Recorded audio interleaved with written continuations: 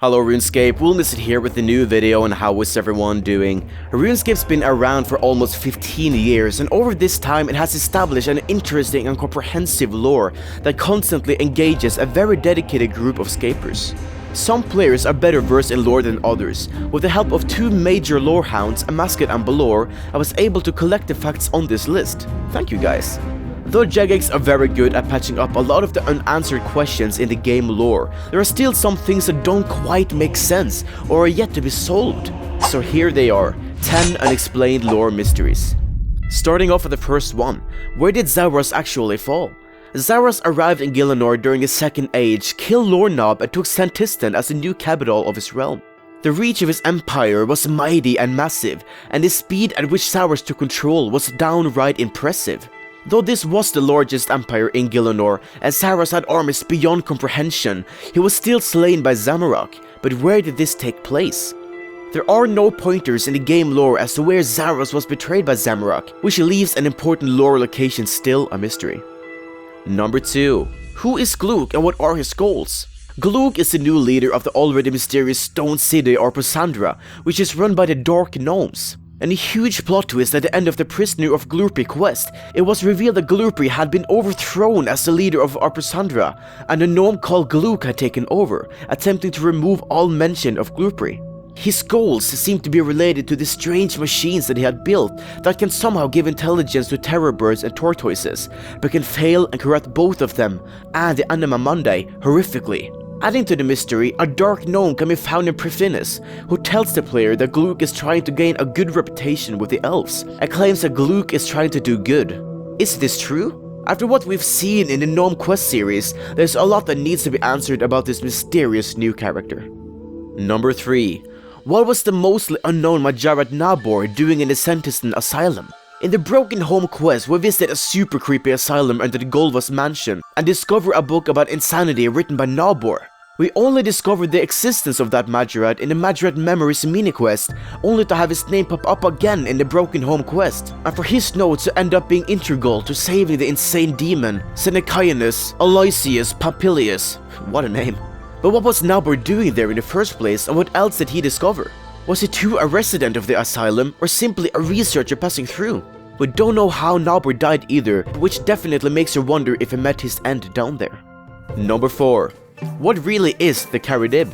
Found in the early desert quest, Stolen Hearts and Diamonds in the Rough, this strange diamond seemed to be alive. For example, it takes control of Shanti and speaks through him, and even speaks to the player.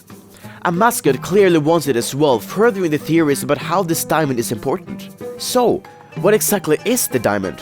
One popular theory wonders if the diamond is actually the demigod Het trapped inside, but Egyptian mythology itself actually offers a somewhat different approach as well. In the myths, the Ib is actually one of 5 parts of the soul and is considered the heart. What if the Caridib and the 4 god aspects Krondis, Het, Skabaras and Apmeken can combine with the Caridib to allow Tupmeken to reform once again after he blew himself up to protect the desert? Only time will tell.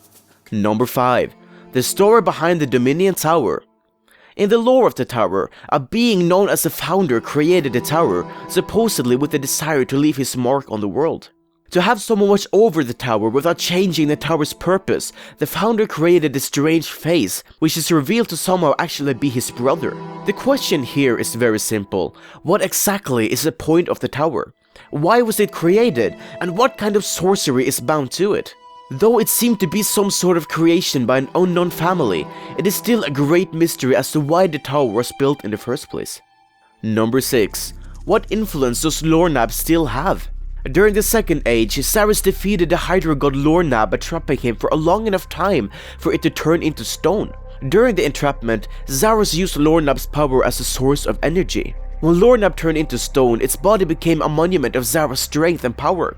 In the current age, the 5th and the 6th age, it's unknown as to where on Gielinor Lornab's body is located. In the new Varrock Museum, a cut-off head of Lornab is exhibited, where the head still seems to contain some sort of living power, though this is still an alternative world. Even more interestingly, the 4 emotions the head goes through in the new Varrock Museum are the 4 emotions that Tolna from Assault's Bane quest deals with.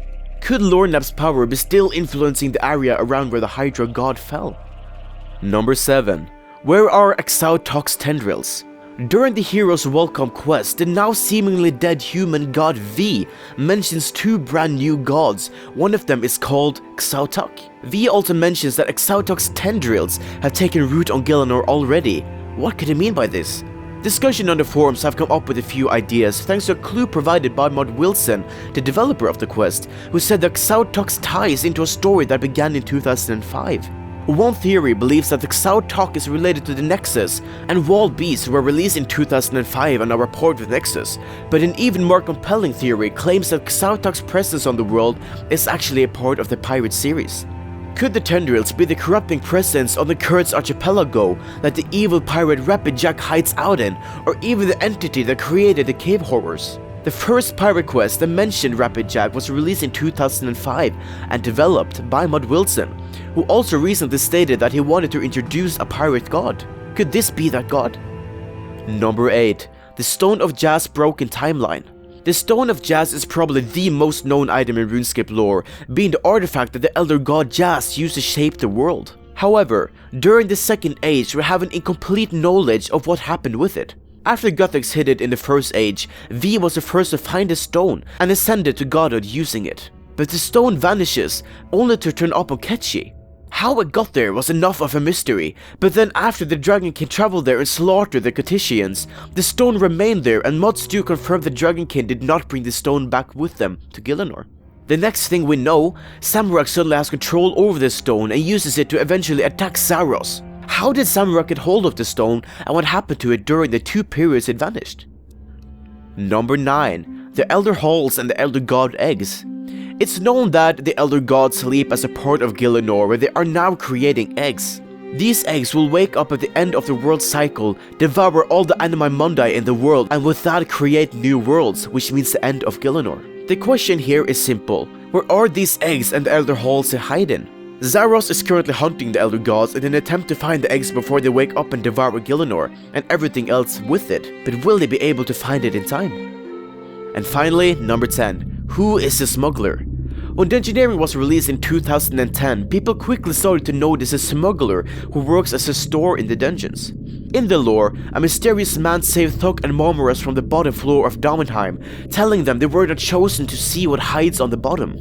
Who that man was remained a mystery for some time, before it was discovered that one of the rare miscellaneous journals, letter to an acolyte, could be used on the smuggler to produce some dialogue that strongly hints at the smuggler being the acolyte in the letters, and thus the man who saved Thok and Marmoros.